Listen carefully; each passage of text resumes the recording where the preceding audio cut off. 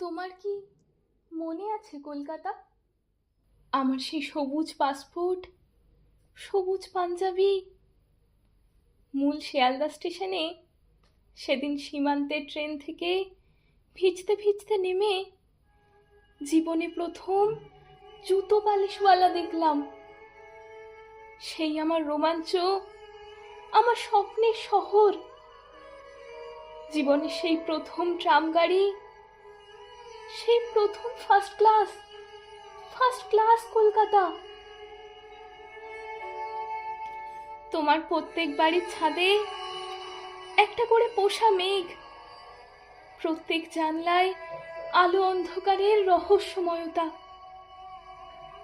আমার সেই সবুজ জামা, সেই ছেঁড়াতালি জুতো, সেই পায়ে পায়ে ঘোরার বিস্ময়, ভিখিরির সঙ্গে পাগল, পাগলের সঙ্গে মাতাল, রামধনুকের মতো দিগন্ত ছোঁয়া শোভাযাত্রা, চায়ের দোকানের ভিড় থেকে রাস্তায় অর্থহীন জটলা,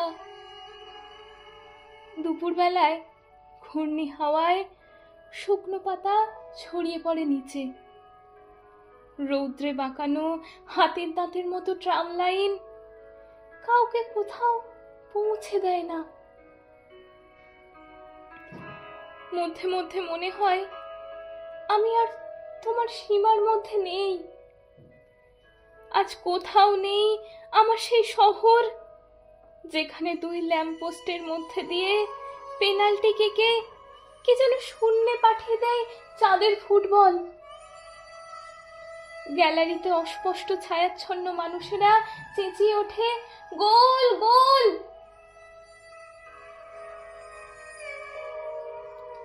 এই 20 বছরেও তোমার সঙ্গে আমার কিছুই মিলল না।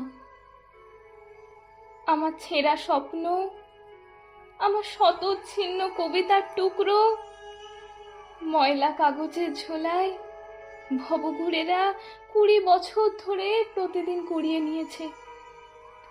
নিক্তিতে ওজন করে বিক্রি হয়ে গেছে আমার স্বপ্নের শব্দগুলো।